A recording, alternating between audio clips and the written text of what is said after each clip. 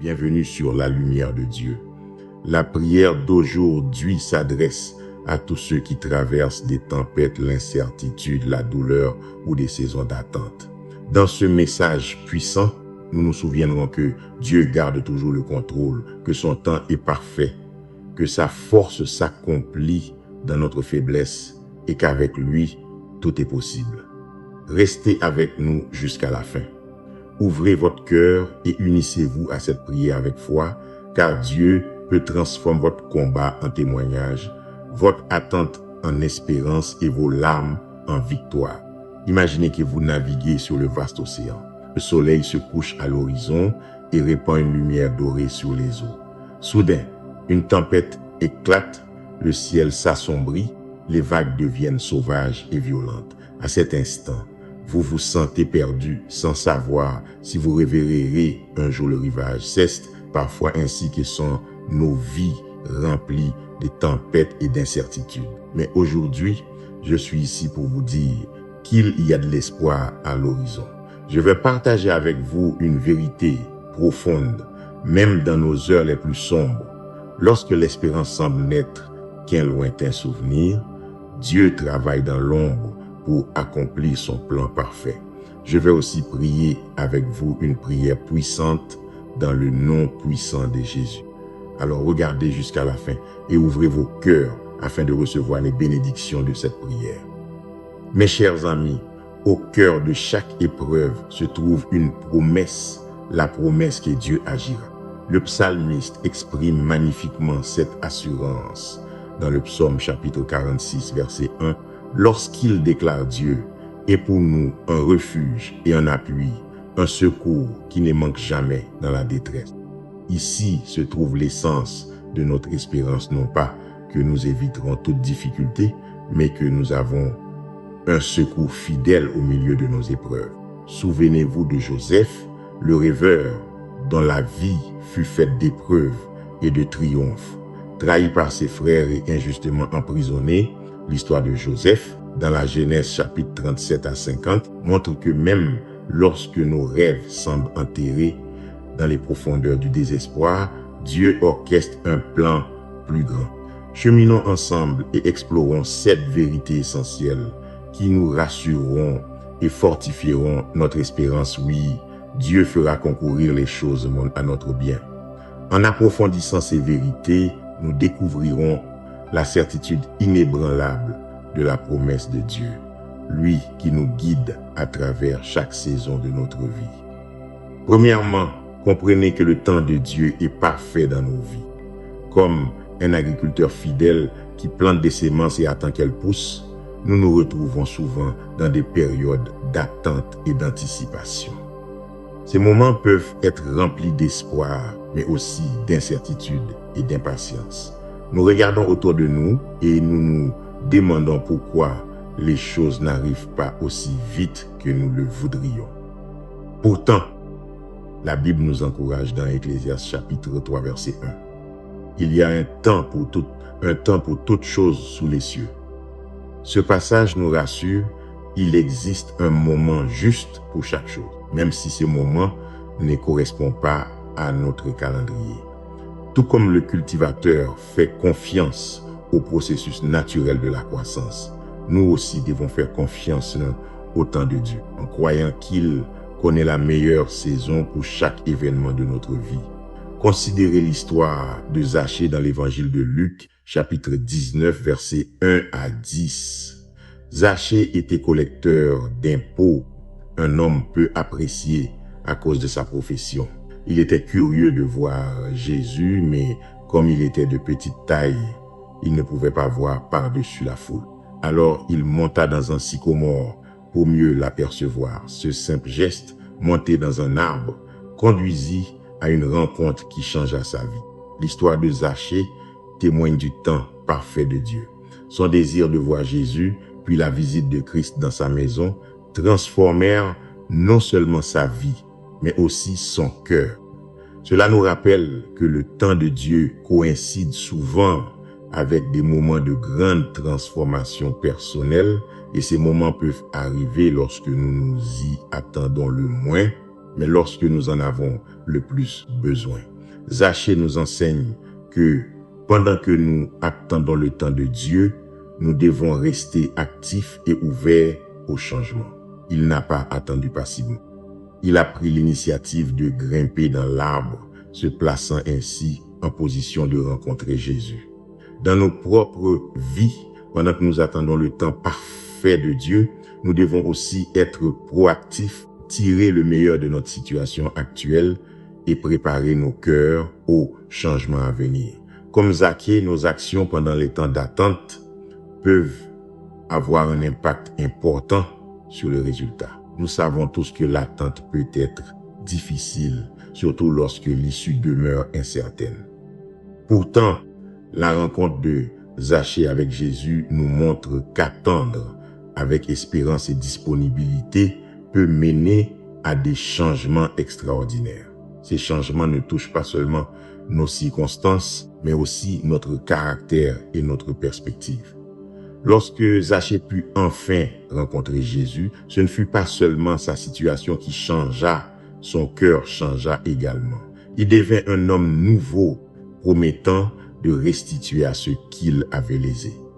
Cette transformation intérieure est un rappel puissant. Le temps de Dieu produit souvent un changement plus profond en nous. Alors mes amis, accueillons les périodes d'attente de nos vies avec espérance et attente confiante. Comme Zachée, nous pourrions être surpris de voir comment Dieu agit de manière inattendue. Notre rôle est de rester fidèle, ouvert au changement et prêt à agir lorsque le moment arrive. En faisant confiance au temps parfait de Dieu, nous nous ouvrons à des expériences transformatrices qui dépassent nos désirs immédiats et touchent le cœur même de notre être.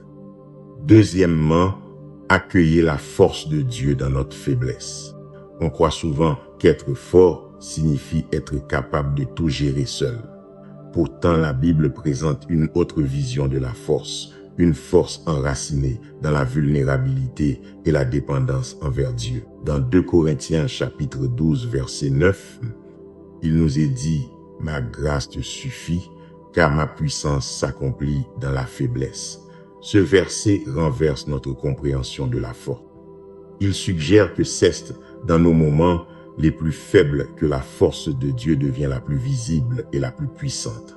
C'est un rappel lorsque nous nous sentons inadéquats, dépassés ou impuissants. Nous ne sommes pas seuls. La grâce de Dieu est présente et sa puissance agit dans nos vies, souvent d'une manière que nous ne reconnaissons pas immédiatement. L'histoire du roi Jéhu dans 2 Rois, chapitres 9 et 10, est un exemple remarquable de ce principe. Jéhu n'était pas, dans l'esprit des gens, le premier choix pour être un dirigeant. Il n'était pas né dans la royauté et ne possédait pas de parcours exceptionnel qui le faisait ressortir. Pourtant, Dieu l'a choisi pour une mission importante, conduire Israël et provoquer un changement significatif. Ce choix de Dieu démontre une vérité essentielle. Dieu choisit souvent l'inattendu, ceux qui, selon les standards du monde, ne semblent pas aptes à accomplir ses plans. L'histoire de Jéhu nous encourage dans nos faiblesses et nos insuffisances apparentes. Dieu voit un potentiel et une occasion de manifester sa force. Sa vie remet en question notre perception de ce que signifie être fort et capable. Elle nous enseigne que nos limites ne nous définissent pas. Au contraire, elles peuvent devenir la plateforme même que Dieu utilise pour démontrer sa puissance. Lorsque nous reconnaissons nos faiblesses et que nous nous tournons vers Dieu pour recevoir sa force, nous permettons à sa puissance d'agir à travers nous. Cette dépendance envers Dieu ne nous rend pas faibles. Elle ouvre la porte à une force bien plus grande que tout ce que nous pourrions produire par nous-mêmes. Dans nos propres vies, lorsque nous faisons face à des défis qui semblent dépasser nos capacités, nous pouvons nous inspirer de l'histoire de Jéhu.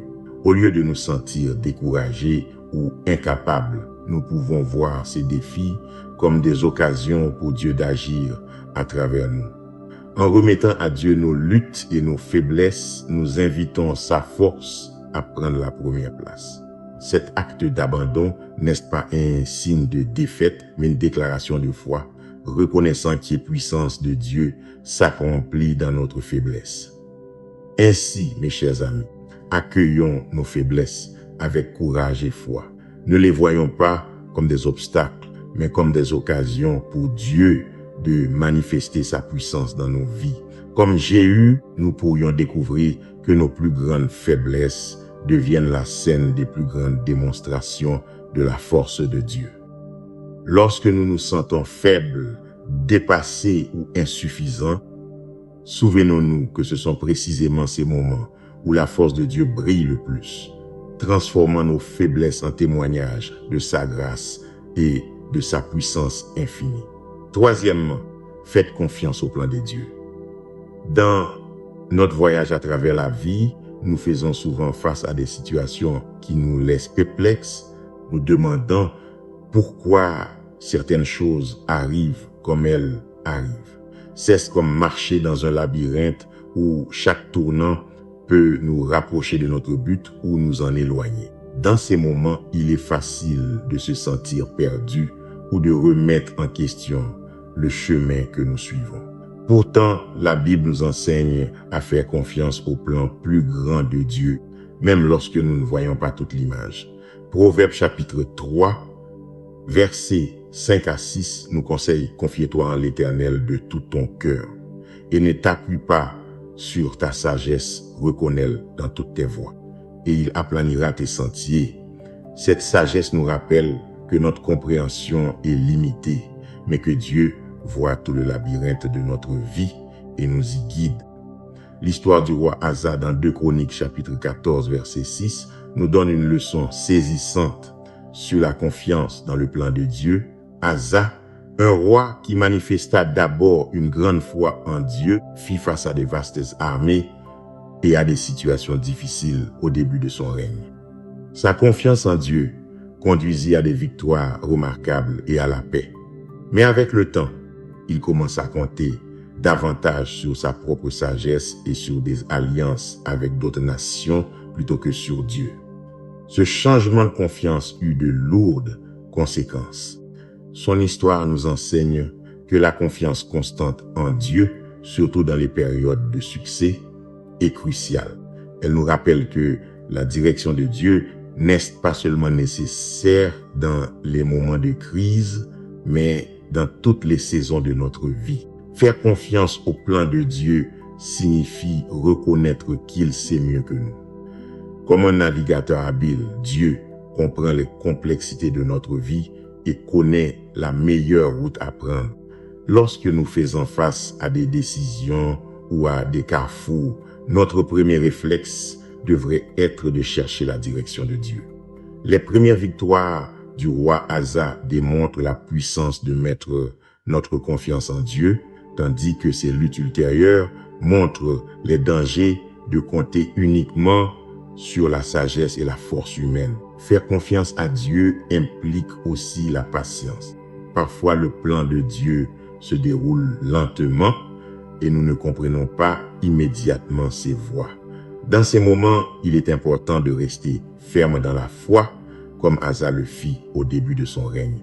La patience dans la confiance n'est pas passive, c'est une attente active où nous continuons à chercher Dieu, à le servir et à rester ouverts à sa direction. Mes amis, apprenons donc à faire confiance au plan de Dieu pour nos vies. Comme le roi Asa, souvenons-nous que notre plus grande force réside dans notre foi et notre dépendance envers Dieu. Dans chaque décision, chaque défi ou chaque incertitude, tournons-nous vers lui, confiant qu'il nous guide à travers le labyrinthe de la vie et nous conduit vers sa volonté parfaite. Quatrièmement, comprenez la puissance de la foi. La foi est une force puissante dans nos vies, semblable à une petite lumière dans une pièce sombre, capable d'éclairer tout l'espace. C'est croire en quelque chose de plus grand que ce que nous voyons ou comprenons.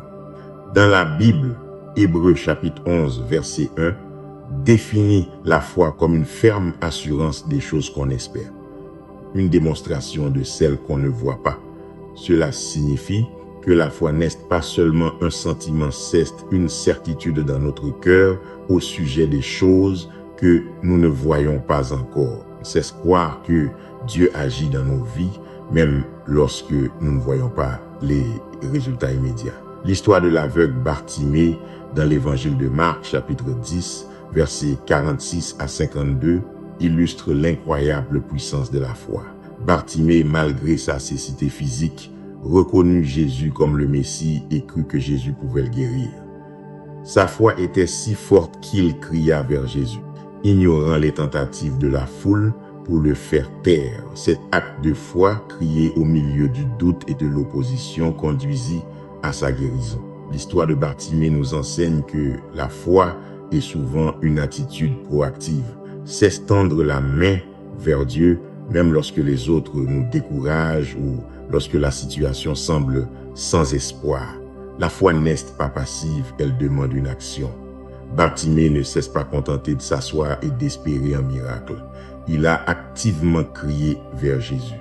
Son histoire nous encourage à être actifs dans notre foi, à chercher Dieu et à poser des actes de foi même lorsque l'issue est incertaine.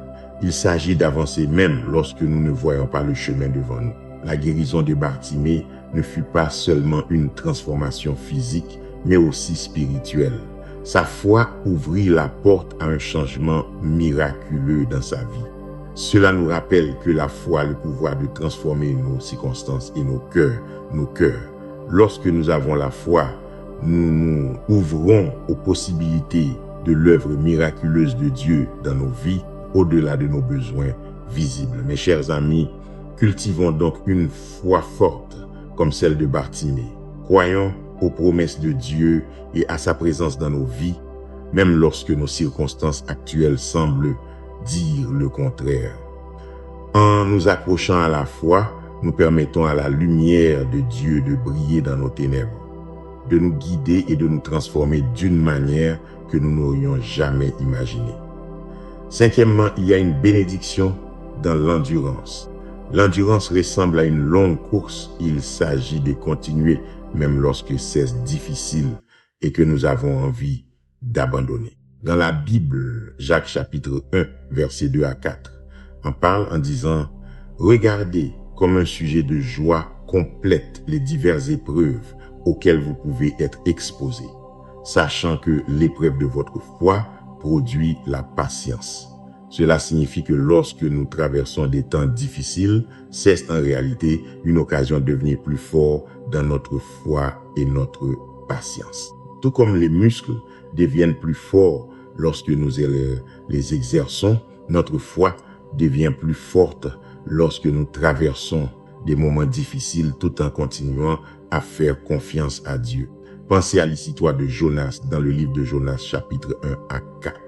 Jonas avait reçu de Dieu l'ordre d'aller à Ninive, mais il a essayé de fuir. Même dans le ventre d'un grand poisson, Jonas dut apprendre à endurer et à faire confiance à Dieu. Son parcours ne fut pas facile, mais il fut important pour sa croissance et pour le peuple de Ninive. L'histoire de Jonas nous enseigne que l'endurance signifie parfois traverser des situations très inhabituelles et difficiles, mais que ces expériences nous façonnent et accomplissent les plans de Dieu d'une manière que nous ne comprenons pas toujours au départ. Endurer signifie aussi garder la foi même lorsque la fin du voyage n'est pas visible. Comme Jonas dans le poisson, nous pouvons nous retrouver dans des situations qui semblent sombres et sans espoir. Mais c'est dans ces moments que notre foi est véritablement mise à l'épreuve. En nous accrochant aux promesses de Dieu et en continuant à lui faire confiance, nous montrons une véritable endurance. Mes amis, souvenons-nous que lorsque nous faisons face à des temps difficiles, c'est une occasion de devenir plus fort dans notre foi. Comme Jonas, nous ne comprenons pas toujours le plan de Dieu, mais nous pouvons croire qu'il est avec nous et qu'il nous guidera. En endurant, nous devenons plus forts, plus fidèles et mieux préparés pour les plans que Dieu a pour nous. Sixièmement, accueillez la paix de Dieu. La paix est comme un port calme au milieu d'une mer agitée.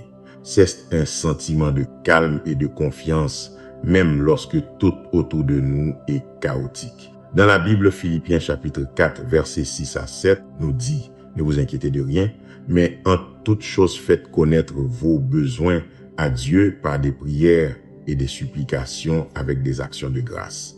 Et la paix de Dieu, qui surpasse toute intelligence, gardera vos cœurs et vos pensées en Jésus-Christ. Cela signifie que lorsque nous apportons nos inquiétudes à Dieu et que nous le remercions pour son aide, il nous donne une paix difficile à expliquer. Une paix qui garde nos cœurs et nos pensées calmes et en sécurité. L'histoire de Marie et Marthe dans l'évangile de Luc chapitre 10, versets 38 à 42, nous montre à quoi peut ressembler cette paix. Tandis que Marthe s'inquiétait de beaucoup de choses, Marie choisit de s'asseoir aux pieds de Jésus et de l'écouter. Jésus dit que Marie avait choisi la bonne part. Cette histoire nous enseigne que la paix vient lorsque nous concentrons sur Jésus et sur ses paroles, au lieu de nous perdre dans nos inquiétudes et l'agitation de la vie. Accueillir la paix de Dieu signifie choisir de nous concentrer sur lui, même lorsqu'il y a beaucoup de choses susceptibles de nous inquiéter. C'est faire le choix de faire confiance à Dieu et de laisser sa parole nous guider comme Marie l'a fait. Lorsque nous agissons ainsi, nous trouvons une paix qui nous aide à rester calmes et concentrés, même lorsque la vie est chargée ou difficile. Mes chers amis, souvenons-nous donc de rechercher la paix de Dieu dans nos vies. Soyons comme Marie, choisissant de nous concentrer sur Jésus et ses paroles. Lorsque nous faisons cela, nous pouvons trouver une paix qui nous aide à traverser les moments les plus occupés et les plus difficiles, une paix qui garde nos cœurs et nos pensées dans les soins aimants de Dieu. Septièmement, comprenez la joie de l'abandon. L'abandon, souvent mal compris comme le fait de renoncer, consiste en réalité à remettre à Dieu notre contrôle et nos inquiétudes. C'est comme lâcher les rênes d'un cheval en faisant confiance au fait que le cheval connaît le chemin mieux que nous. Dans Matthieu chapitre 11, versets 28 à 30, Jésus nous invite « Venez à moi, vous tous qui êtes fatigués et chargés, et je vous donnerai du repos. » Cette invitation consiste à lui remettre nos fardeaux et à trouver le repos et la joie dans ses soins. L'histoire de la veuve de Sarepta, telle qu'on la trouve dans 1 Roi, chapitre 17, versets 8 à 24, illustre magnifiquement la joie de l'abandon. Face à une famine sévère et à son dernier repas, la veuve fit confiance au prophète Élie et obéit, remettant ses ressources insuffisantes entre les mains de Dieu. Cet acte d'abandon conduisit à la provision miraculeuse de Dieu pour elle et son fils pendant toute la famine.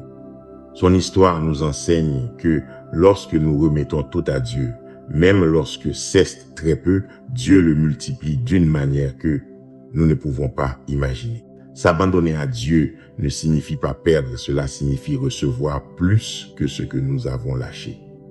Le geste de la veuve donnant son dernier repas fut un pas de foi, croyant que Dieu pourvoirait. C'est un rappel puissant dans l'abandon. Nous ouvrons la porte aux bénédictions abondantes et aux soins de Dieu. Mes amis, apprenons donc à remettre à Dieu nos inquiétudes, nos plans et nos ressources. Comme la veuve de Sarepta, faisons confiance au fait qu'entre les mains de Dieu, notre peu peut devenir beaucoup et nos fardeaux peuvent se transformer en bénédiction. Dans l'abandon, nous trouvons une vraie joie et un vrai repos dans l'assurance de la provision fidèle de Dieu. Mes chers amis, alors que nous traversons la vie avec ses hauts et ses bas, accrochons-nous à la promesse que Dieu est avec nous et qu'il agit pour notre bien. Comme les saisons qui changent, les défis de la vie viennent et repartent, mais l'amour de Dieu demeure ferme et sûr. Prenez donc courage, soyez remplis de force et croyez que le même Dieu qui guide les étoiles dans le ciel guide aussi vos pas, transformant chaque moment d'attente en histoire d'espérance et chaque combat en témoignage de sa fidélité. Gardez la foi, gardez l'espérance et marchez dans l'assurance que Dieu renverse les situations pour votre joie et pour sa gloire. Maintenant, à tous ceux qui entendent ma voix, allons devant le Seigneur dans la prière. Je veux que vous priez cette prière avec moi afin de recevoir toutes les bénédictions de cette prière. Prions notre Dieu plein de grâce et d'amour. Père céleste, Dieu tout-puissant et éternel, je viens devant toi avec un cœur rempli de louanges. Tu es le créateur des cieux et de la terre, l'alpha et l'oméga, celui qui ordonne les saisons et les temps de nos vies avec une sagesse et un dessein divin. Ta sagesse et ta puissance dépassent l'entendement et ton amour pour nous est sans fin. J'exalte ton nom au-dessus de tout, car tu es digne de toute gloire, de tout honneur et de toute louange. Seigneur, je te remercie pour les bénédictions que tu as déversées dans ma vie et dans la vie de ceux que j'aime. Merci pour ta grâce merveilleuse et pour les innombrables façons dont tu as manifesté ta fidélité. Alors que je viens devant ton trône de grâce, Père, je demande pardon pour mes péchés, pour toutes les fois où je n'ai pas atteint ta gloire. Je choisis aussi de pardonner à ceux qui m'ont fait du tort en relâchant toute amertume ou rancune dans mon cœur. Seigneur, purifie-moi de toute injustice et renouvelle mon esprit. Dans le nom puissant de Jésus, je déclare que je suis béni et que tout travail pour moi n'est qu'in et non contre moi. Je rejette les plans de l'ennemi visant à porter le chaos, la confusion ou la distraction dans ma vie. Je lie tout esprit de peur, d'anxiété, d'inquiétude ou de découragement et je réclame la paix, la clarté et le courage au nom de Jésus. Je prie contre toute forme de servitude, qu'elle soit émotionnelle, financière ou spirituelle. Dieu puissant, brise les chaînes de l'addiction, du désespoir et de la perte d'espérance dans ma vie. Je rejette toute forme de malédiction, de maladie, de manque ou de conflit. Seigneur, je prie pour ta protection divine sur chaque domaine de ma vie. Délivre-moi de tout mal et garde mon esprit, mon corps et mon âme de tout danger. Protège mes entrées et mes sorties. Je présente devant toi ce que j'aime, demandant que ces mêmes bénédictions reposent sur eux. Protège-nous tous et gardez-nous en sécurité sous ton regard vigilant. Père, couvre-nous sous tes ailes. Seigneur, alors que je fais cette prière avec tous ceux qui écoutent, je te remercie pour chaque cœur qui s'ouvre devant toi en ce moment. Nous venons dans l'unité alors que nous prions les uns pour les autres, sachant que tu es au milieu de nous.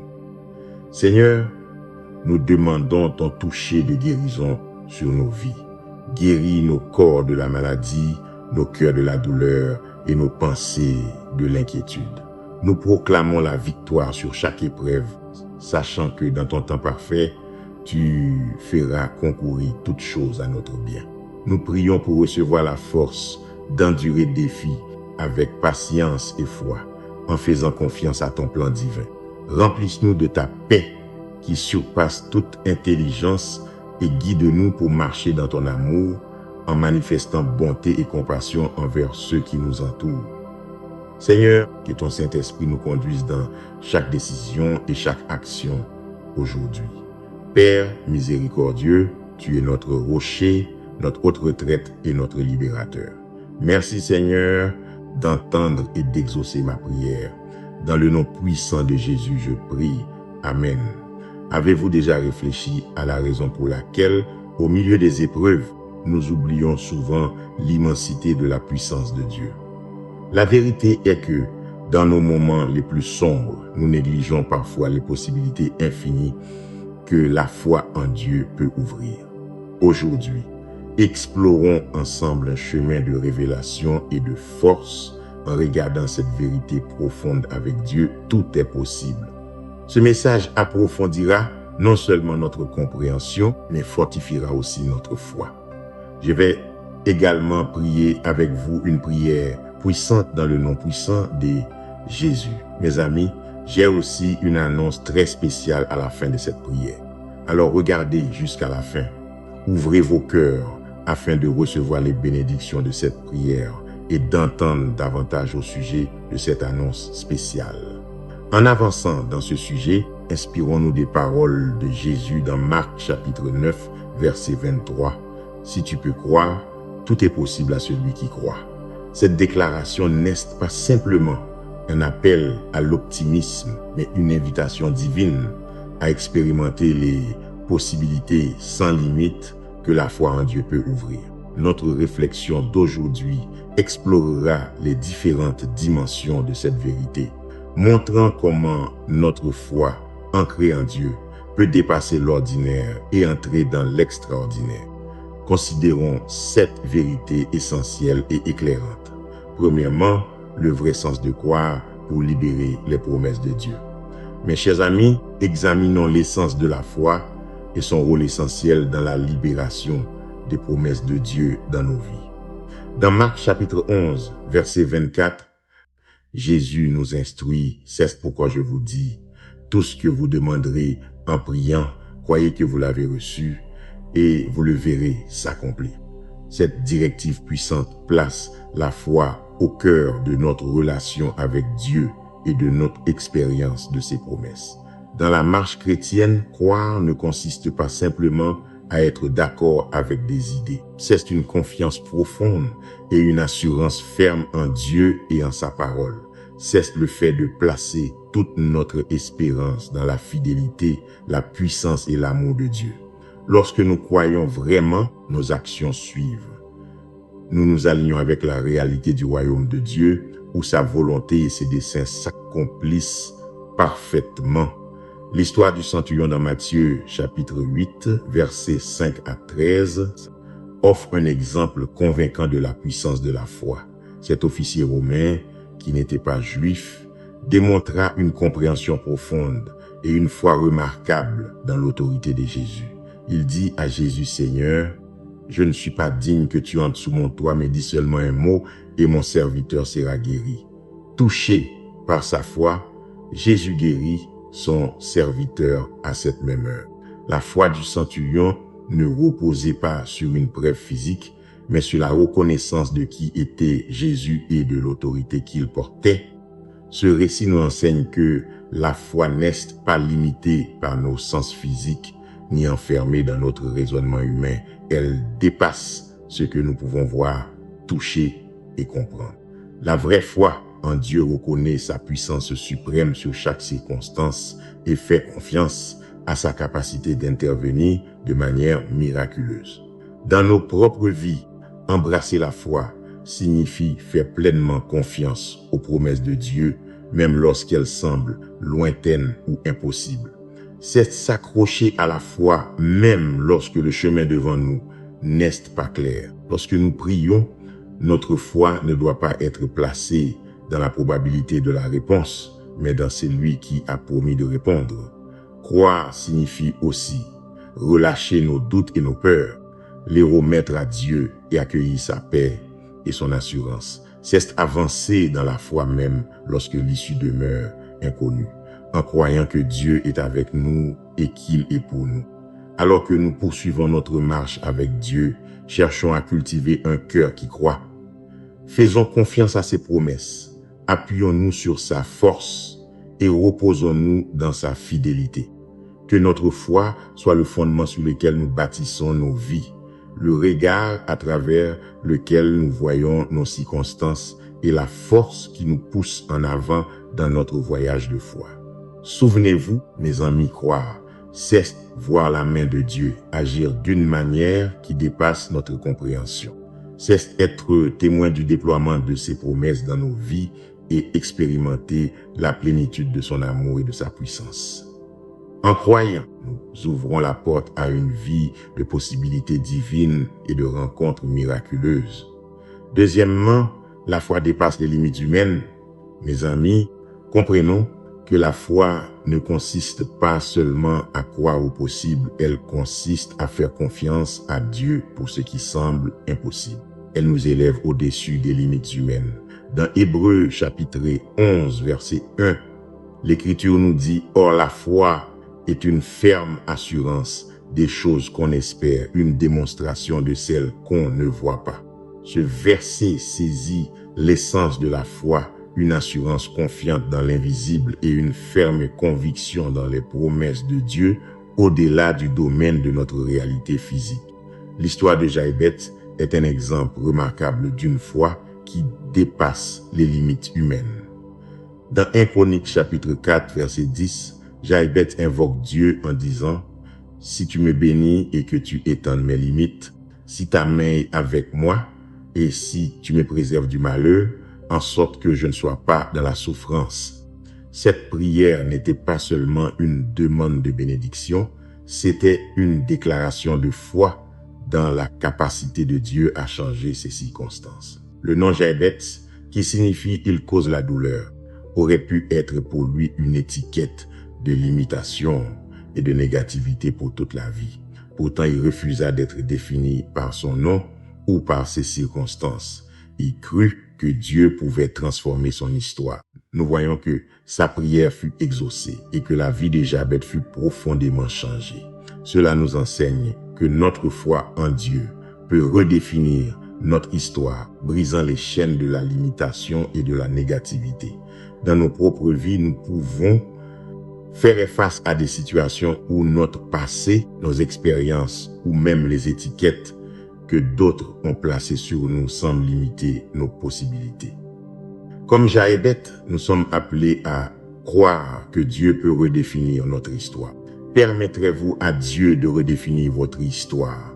Il ne s'agit pas de savoir d'où nous venons ou ce que nous avons traversé. Il s'agit de savoir qui est Dieu et ce qu'il peut faire à travers notre foi. Inspirons-nous de l'histoire de Jaébet et osons demander à Dieu l'impossible en croyant en qu'il peut faire infiniment au-delà de tout ce que nous demandons ou pensons.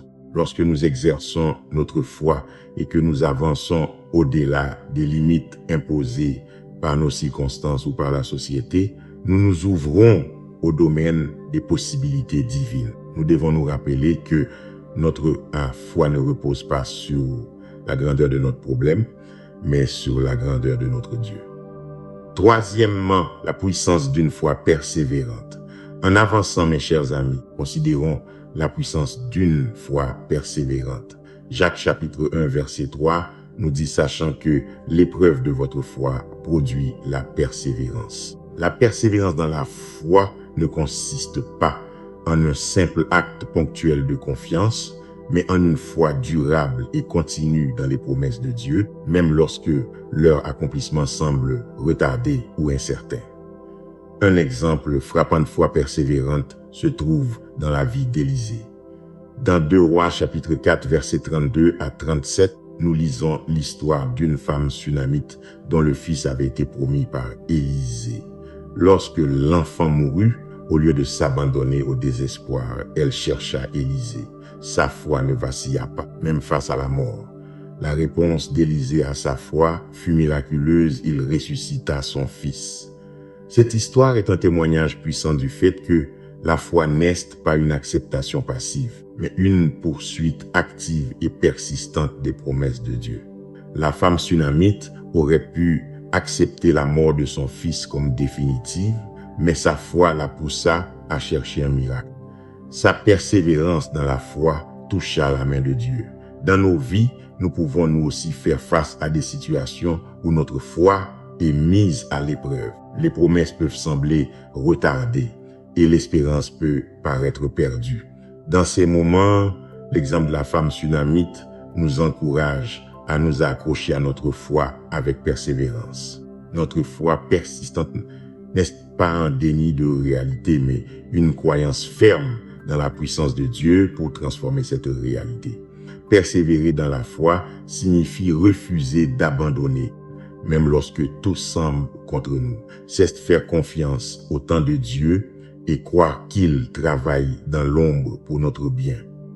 Lorsque nous persévérons dans la foi, nous démontrons notre confiance dans la souveraineté de Dieu et dans sa capacité à faire l'impossible. Quatrièmement, accueillir la sagesse de Dieu au milieu des épreuves. Mes chers amis, alors que nous poursuivons ce voyage éclairant, explorons l'importance d'accueillir la sagesse de Dieu, surtout pendant les épreuves.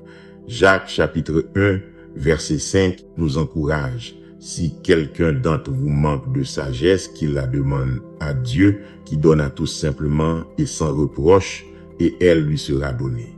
Ce verset nous rappelle qu'au milieu de nos épreuves, rechercher la sagesse de Dieu est primordial. Un exemple profond de recherche de la sagesse divine dans la Bible se trouve dans la vie du roi Salomon. Dans 1 Roi, chapitre 3, versets 5 à 12, nous voyons Salomon demander à Dieu, non pas la richesse ni une longue vie, mais un cœur intelligent pour juger le peuple de Dieu. Cette demande plut au Seigneur et Salomon reçut une sagesse incomparable qu'il utilisa notamment pour résoudre le conflit entre deux femmes qui prétendaient toutes deux être la mère du même enfant. L'histoire de Salomon nous enseigne la valeur de rechercher la sagesse de Dieu avant toute autre chose. Dans nos propres épreuves et défis, la sagesse de Dieu peut nous conduire vers des solutions et des compréhensions qui dépassent notre entendement humain. Lorsque nous faisons face à des décisions difficiles ou à des situations complexes, notre première réponse devrait être de rechercher la direction de Dieu en croyant que sa sagesse nous conduira sur le bon chemin. La sagesse de Dieu dépasse souvent la logique humaine. Elle peut nous conduire dans des directions qui semblent contre-intuitives, inhabituelles ou difficiles, mais toujours vers un plus grand bien et un but plus élevé. Accueillir cette sagesse demande de l'humilité et une volonté de faire confiance à la compréhension de Dieu plus qu'à la nôtre. Dans nos vies personnelles, lorsque nous rencontrons des situations qui dépassent notre compréhension, souvenons-nous de nous tourner vers Dieu pour recevoir la sagesse. Qu'il s'agisse d'une situation familiale difficile, d'une décision professionnelle ou d'un combat personnel, la sagesse de Dieu peut apporter clarté et direction. En recherchant et en suivant sa direction, nous pouvons naviguer dans les complexités de la vie avec confiance et paix. Croyez que Dieu fera ce qu'il sait faire le mieux. Cinquièmement, trouver la force dans la présence de Dieu pendant l'adversité. Mes amis, poursuivons en nous concentrant sur la force que l'on trouve dans la présence de Dieu, particulièrement dans les temps d'adversité.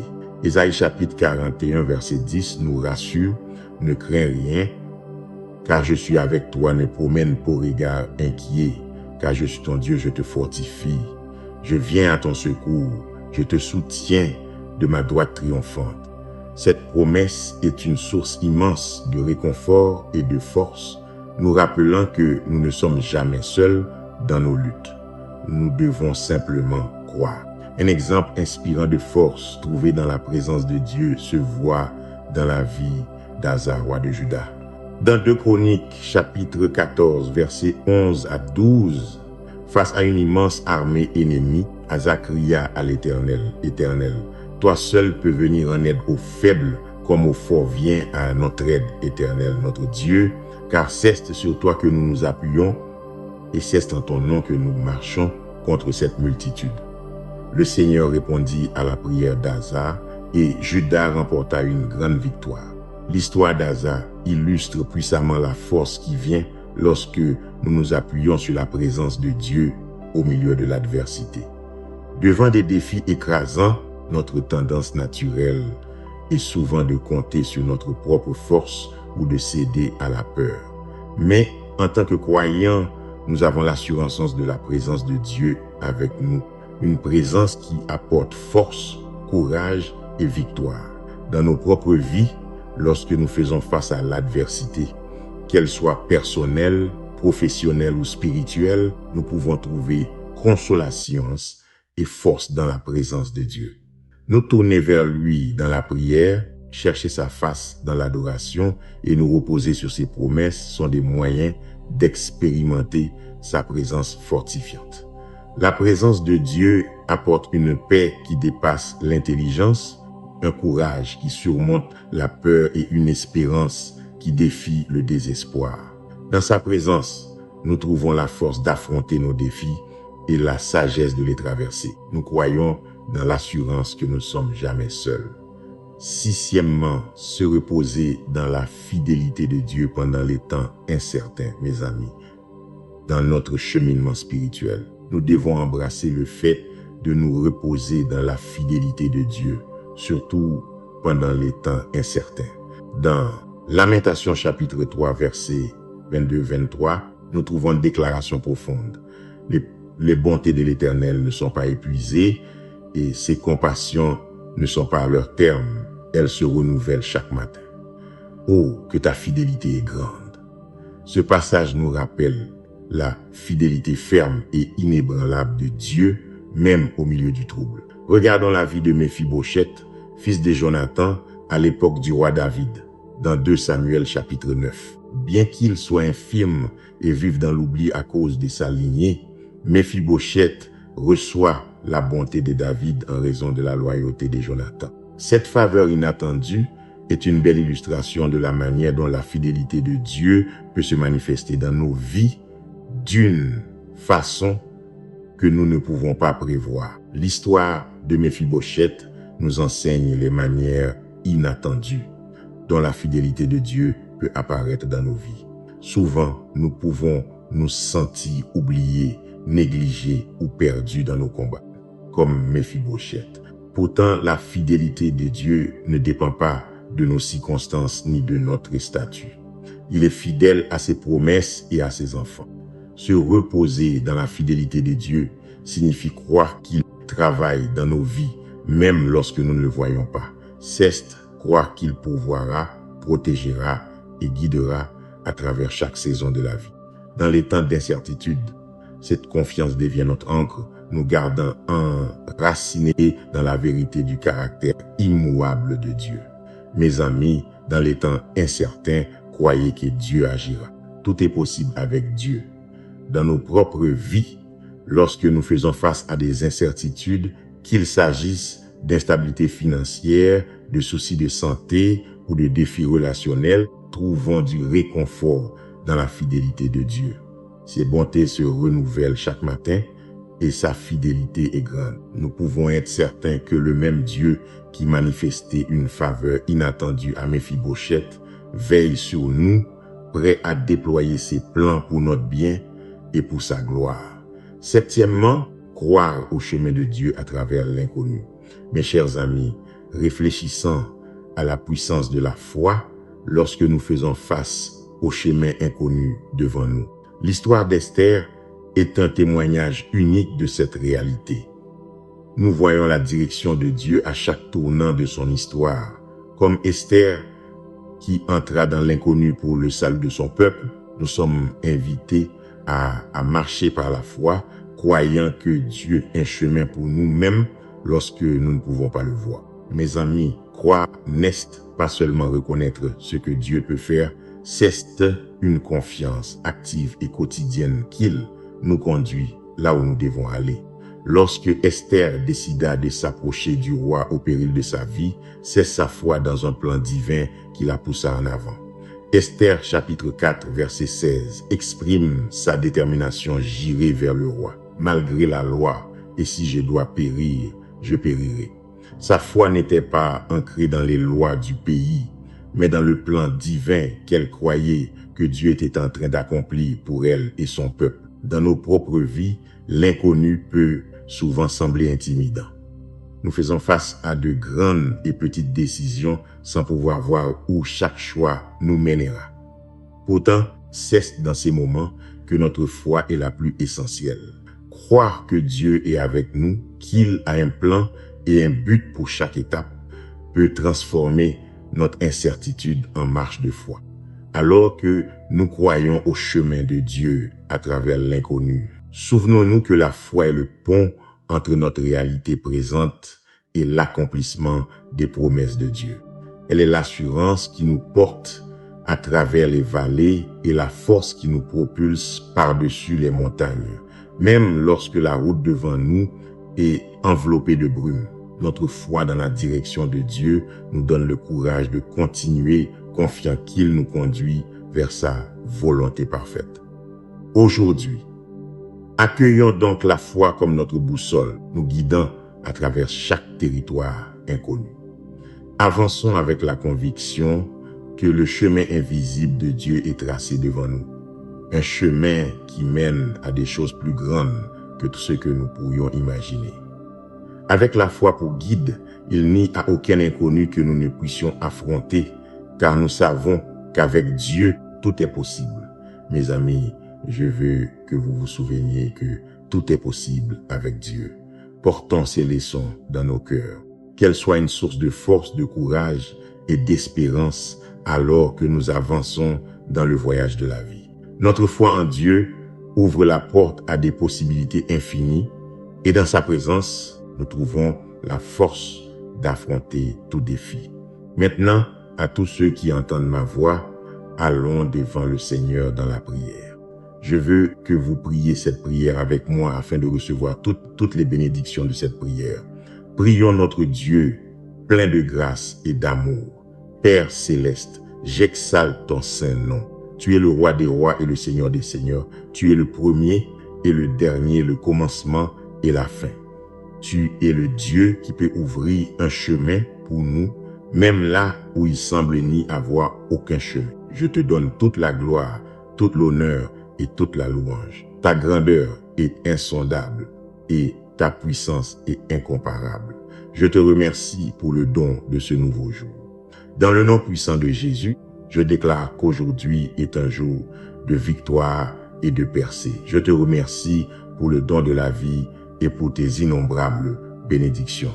Seigneur, je viens humblement devant toi avec action de grâce et louange. Je reconnais mes manquements et je demande ton pardon. Je pardonne aussi à tous ceux qui m'ont blessé, relâchant toute amertume ou douleur dans mon cœur. Je demande la grâce de marcher dans l'amour et la compréhension envers ceux qui m'entourent. Je déclare que je suis béni à mon entrée et béni à ma sortie.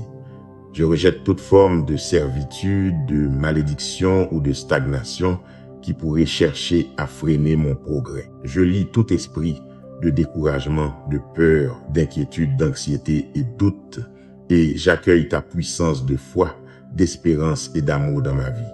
Je prie pour la guérison physique, émotionnelle et spirituelle. Que toute chaîne soit brisée et que tout joug soit détruit à cause de ton onction qui brise le joug. Seigneur, alors que je dis cette prière avec tous ceux qui écoutent, je suis reconnaissant pour chaque cœur qui s'ouvre devant toi en ce moment. Nous venons dans l'unité alors que nous prions les uns pour les autres, croyant en la puissance transformatrice de ta présence. Nous te remercions pour ta parole qui nous a guidés dans ces voyages de compréhension et de foi. Nous te demandons de renforcer notre foi afin que nous croyions qu'avec toi, tout est possible. Nous prions pour avoir le courage d'avancer dans la foi, d'affronter les lions et les fosses de la vie avec audace et confiance en toi. Seigneur, accorde-nous la sagesse et le discernement pour traverser les complexités de nos journées et nous attacher à tes promesses, même lorsque les circonstances semblent sombres ou sans espoir. Père Dieu, protège-nous ainsi que ceux que nous aimons. Gardez-nous sous l'ombre de tes ailes alors que nous avançons chaque jour. Que ton Saint-Esprit nous guide, nous donnant conseil, consolation et clarté. Nous proclamons la victoire sur chaque défi. Nous déclarons la guérison sur toute maladie, toute addiction, toute douleur, tout trouble et tout inconfort. Nous sommes reconnaissants pour ta fidélité, car à toi appartiennent le règne, la puissance et la gloire pour toute l'éternité. Merci Seigneur d'entendre et d'exaucer ma prière. Dans le nom puissant de Jésus, je prie. Amen. Mes amis, vous êtes-vous déjà demandé où se trouve Dieu au milieu de vos épreuves? Vous êtes-vous déjà demandé pourquoi les difficultés semblent persister dans votre vie? Aujourd'hui, commençons par nous ancrer dans une promesse profonde des Écritures. Proverbe chapitre 3, versets 5 à 6 nous dit: confie-toi en l'Éternel de tout ton cœur et ne t'appuie pas sur ta sagesse, reconnais-le dans toutes tes voies et il aplanira tes sentiers. Et aussi, dans le livre d'Èse, chapitre 41, verset 10, la Bible nous assure: ne crains rien, car Je suis avec toi, ne promène pas des regards inquiets, car je suis ton Dieu, je te fortifie, je viens à ton secours, je te soutiens de ma droite triomphante. Aujourd'hui, je suis ici pour vous encourager dans l'océan des incertitudes de la vie. Cette assurance divine sert d'encre ferme, nous rappelant que, quoi qu'il arrive, nous devons faire confiance au Seigneur. Nous ne sommes jamais seuls et la force de Dieu est toujours disponible pour nous. Je vais aussi prier avec vous une prière puissante dans le nom puissant de Jésus.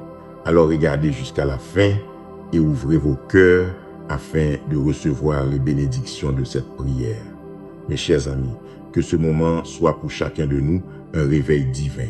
Les épreuves que nous affrontons ne sont pas des obstacles insurmontables, mais des occasions sacrées pour Dieu de révéler sa puissance, son amour et sa fidélité d'une manière incomparable.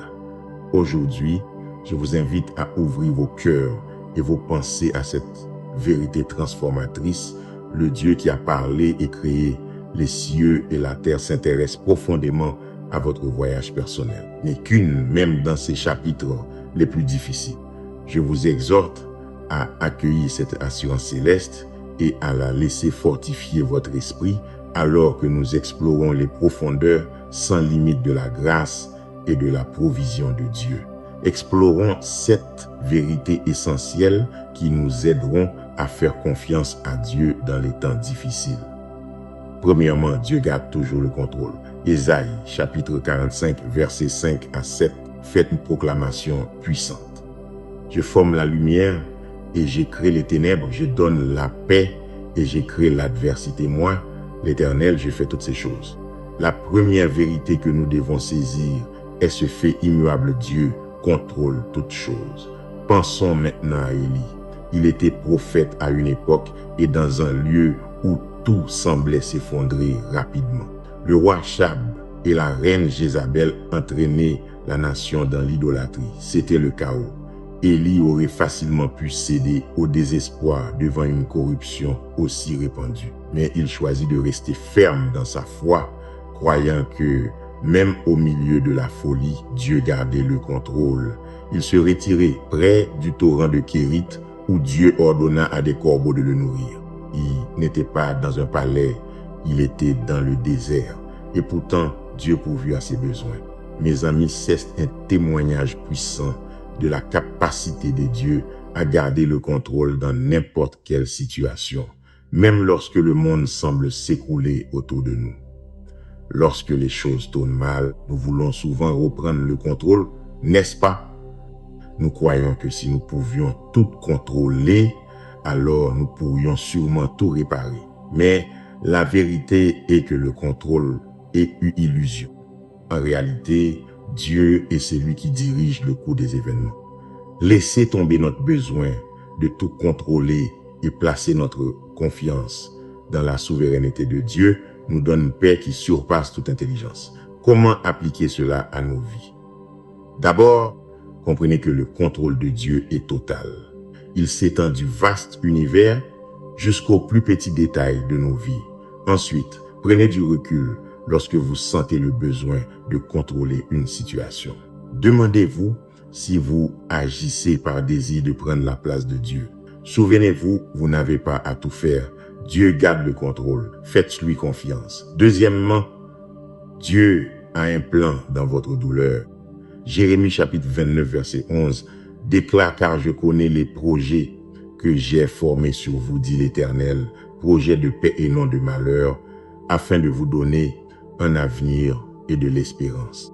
Cela peut sembler difficile à accepter lorsque vous traversez l'épreuve. Mais souvenez-vous de Jérémie, le prophète qui a prononcé ces paroles. Il parlait pas depuis un lieu de confort ou de facilité. Lui-même traversait de grandes souffrances. Il avait été jeté dans une citerne, il avait été ridiculisé et il avait pleuré pour sa nation. Pourtant, il s'accrochait à la conviction que Dieu avait un plan pour sa vie, un plan capable d'apporter la paix et d'offrir un avenir rempli d'espérance. Mes amis, ce n'était pas un simple optimisme. Jérémie avait reçu une révélation du caractère de Dieu. Ils savaient que Dieu n'était pas seulement un Dieu de justice, mais aussi de compassion. Ils comprenaient que les plans de Dieu sont faits pour nous faire prospérer, non pour nous nuire, pour nous donner de l'espérance et un avenir, même lorsque tout semble s'effondrer. Parfois, nos épreuves viennent nous purifier, façonner notre caractère et nous orienter vers le chemin que Dieu a prévu pour nous. C'est comme l'or purifié par le feu dont les impuretés sont retirées pour révéler son véritable éclat. Les épreuves ont une manière de dépouiller ce qui n'est pas essentiel, nous aidant à voir ce qui compte vraiment. Et souvent, c'est dans ces points bas, dans ces moments de douleur, que nous entendons Dieu le plus clairement. Que faire lorsque vous vous retrouvez au cœur de l'épreuve? Commencez par vous ancrer dans les promesses de Dieu. Ouvrez la Bible. Révisitez les histoires où Dieu a renversé les situations pour son peuple. Souvenez-vous des moments dans votre propre vie où Dieu vous a relevé. Regardez de nouveau les vidéos encourageantes de notre chaîne YouTube. Bâtissez une fondation solide de foi qui vous soutiendra dans les temps difficiles. Jérémie l'a fait en s'accrochant aux promesses de Dieu même lorsqu'il était au plus bas. Vous pouvez le faire aussi. Troisièmement, ne sous-estimez jamais la puissance de la prière. Jacques chapitre 5 verset 16 souligne la prière fervente du juste a une grande efficacité. La prière n'est pas seulement un rituel ou une obligation, elle est notre ligne de vie avec Dieu. Pensez à Pierre, emprisonné et destiné à être exécuté. La situation semblait sans espoir. Que fit l'Église primitive? Elle n'organisa pas une protestation, elle ne soudoya pas les gardes, elle pria avec ferveur. Miraculeusement, Pierre fut libéré de prison. Un ange du Seigneur le conduisit dehors et les portes de fer s'ouvrirent d'elles-mêmes.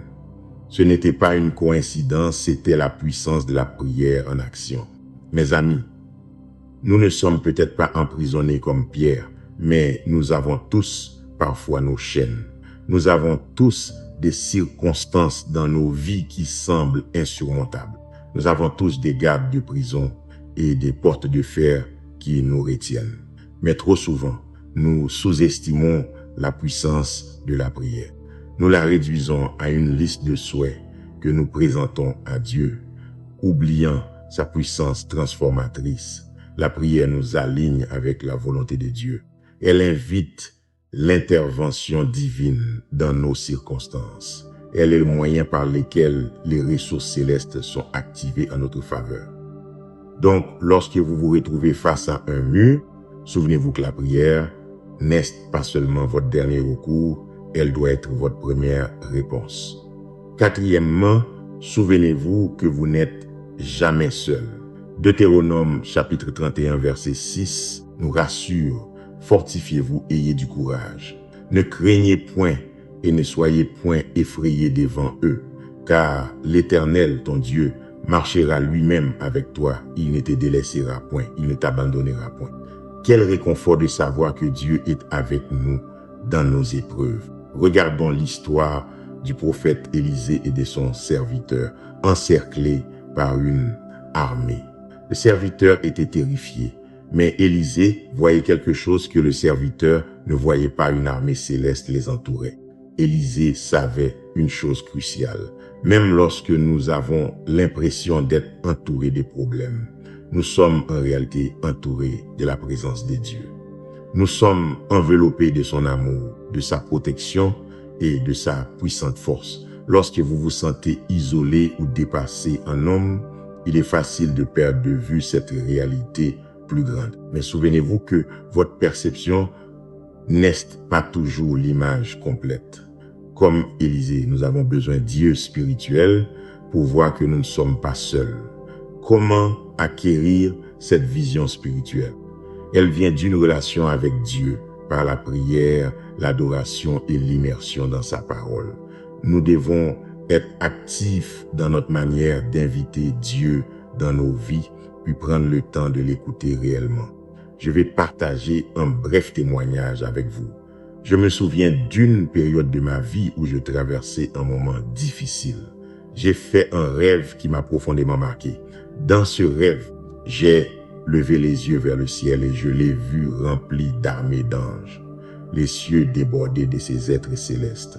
Que pensez-vous qu'il s'est passé lorsque je me suis réveillé?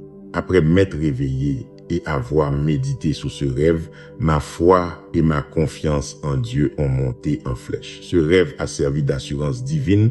Ceux qui sont avec moi sont plus nombreux que ceux qui sont contre moi. Donc, si vous êtes anxieux ou craintif, prenez cela comme un signal pour vous arrêter et inviter Dieu dans la situation. Vous découvrirez que sa présence peut transformer même un champ de bataille en sanctuaire. Cinquièmement, votre foi est en train d'être fortifiée. Jacques chapitre 1 verset 3 déclare, sachant que l'épreuve de votre foi produit la patience. Notre foi est comme un muscle, elle devient plus forte lorsqu'elle est exercée. Dans la Bible, il existe une histoire souvent négligée, celle du prophète Osée.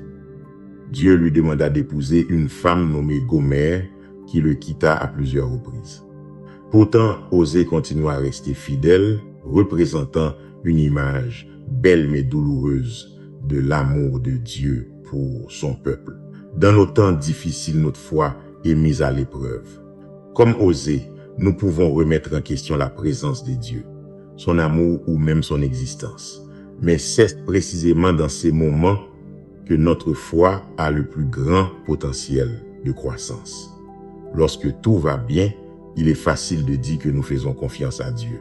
Mais le véritable test de notre foi vient lorsque la vie est difficile et que la route devant nous semble incertaine.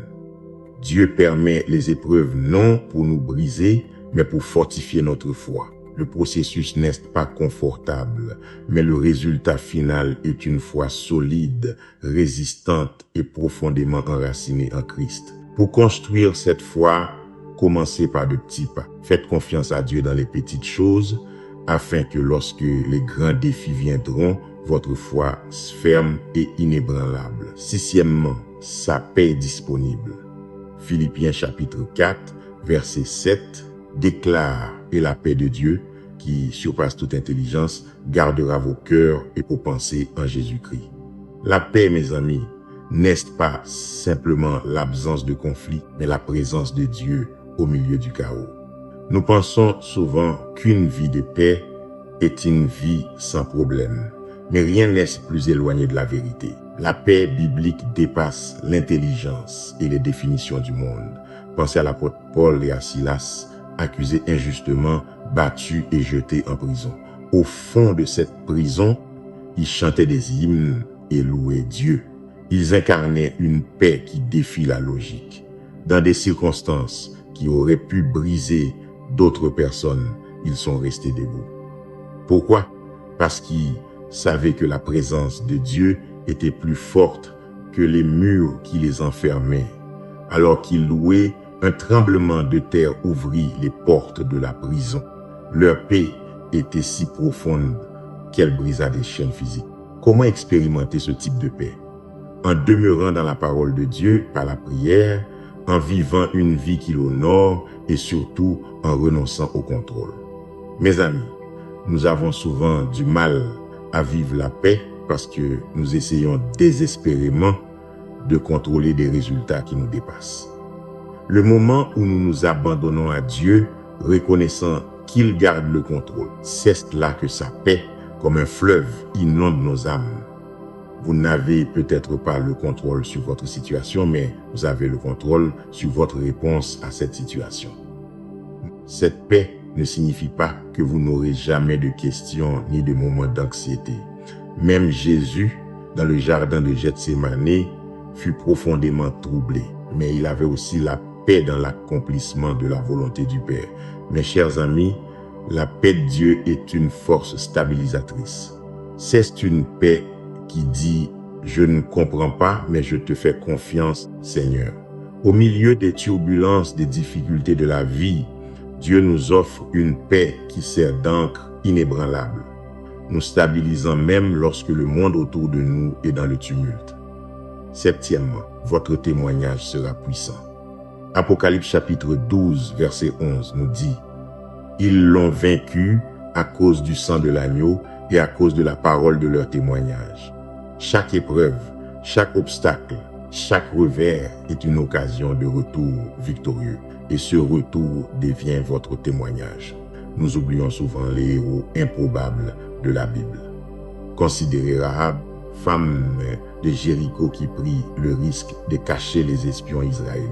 Cet acte sauva non seulement sa vie, mais changea son héritage. Elle trouve même une place dans la lignée de Jésus-Christ. N'est-il pas incroyable que Dieu puisse prendre notre désordre et le transformer en message?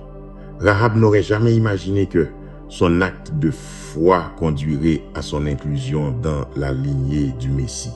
De même, les épreuves que vous affrontez aujourd'hui ne sont pas la fin. Elles sont le début d'un nouveau chapitre que Dieu peut utiliser pour sa gloire. Chaque larme que vous versez, chaque moment de doute, chaque période de ténèbres peut se transformer en un témoignage puissant qui apporte de l'espoir aux autres et de la gloire à Dieu. Il est donc crucial de reconnaître qu'un témoignage n'est pas seulement pour vous, il est aussi pour les autres. Votre histoire a le pouvoir d'être un phare pour ceux qui traversent les ténèbres. En surmontant, vous devenez un vainqueur, non seulement pour vous-même, mais pour ceux qui vous entourent. Pensez au nombre de personnes qui peuvent être encouragées, relevées et même conduites à Christ à travers votre témoignage. Les répercussions de votre victoire peuvent aller plus loin que vous ne l'imaginerez jamais. Ce que vous traversez ne concerne pas seulement vous. Cela concerne l'histoire que Dieu écrit à travers vous, un récit qui glorifiera non seulement son nom, mais relèvera aussi les autres. Ne sous-estimez pas la puissance de votre parcours. Vos luttes d'aujourd'hui pourraient très bien devenir les bouées de sauvetage de quelqu'un demain. Alors, même au cœur de la bataille, même lorsque les chances semblent contre vous, sachez que Dieu est en train de façonner un témoignage puissant à travers vous. Mes amis, alors que nous avons parcouru ces points, qu'ils soient une lumière qui vous guide dans les temps difficiles. Ce sont des vérités spirituelles à porter avec nous, à méditer et à appliquer dans notre vie quotidienne. Puissiez-vous trouver force et paix en celui qui tient deux mains entre ses mains et qui prend soin intimement chacun de nous. Souvenez-vous aussi que l'amour de Dieu pour nous ne change pas, que sa puissance est sans égale et que sa sagesse est insondable. Face aux questions sans fin de la vie et aux tempêtes tourbillonnantes de l'incertitude, que ces vérités vous ancrent. Dieu garde le contrôle même lorsque la vie semble chaotique. Il a un plan plus grand pour nos vies, même lorsque nous ne le comprenons pas pleinement. Nous ne sommes pas seulement des survivants, mais des vainqueurs. Faisons confiance à Dieu dans la tempête. Maintenant, à tous ceux qui entendent ma voix, allons devant le Seigneur dans la prière. Je veux que vous priez cette prière avec moi afin de recevoir toutes les bénédictions de cette prière. Prions notre Dieu plein de grâce et de miséricorde. Père céleste, tu es l'alpha et l'oméga, le commencement et la fin. Tu sais tout et tu es éternellement plein de grâce. J'exalte ton saint nom et je te loue pour ton amour éternel et ta grâce merveilleuse. Seigneur, je viens humblement devant toi avec action de grâce et louange. Pardonnez-moi les moments où je me suis égaré, les moments où ma confiance a vacillé. Je libère aussi le pardon envers ceux qui ont péché contre moi. Père Dieu, tu es mon rocher et ma forteresse. Au nom de Jésus, je rejette tout esprit de peur, de doute ou de confusion qui cherche à affaiblir ma confiance en toi. Seigneur, je te demande ta sagesse pour traverser les défis de la vie, surtout dans les moments où je ne vois pas le chemin devant moi. Au nom de Jésus, je déclare que ma foi ne faiblira pas, mais qu'elle grandira même face aux épreuves. Je déclare la paix sur ma vie, cette paix que toi seul peux donner, une paix qui dépasse l'intelligence humaine.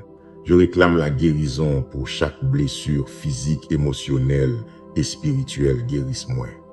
Seigneur, du sommet de ma tête jusqu'à la plante de mes pieds, Au nom de Jésus, je déclare que ma vie sera un témoignage de ta bonté et qu'à travers moi, d'autres viendront à connaître ta grâce. Père, bénisse-moi abondamment au-delà de tout ce que je pourrais demander ou imaginer. Ouvrez des portes d'opportunités et trace devant moi des chemins de prospérité.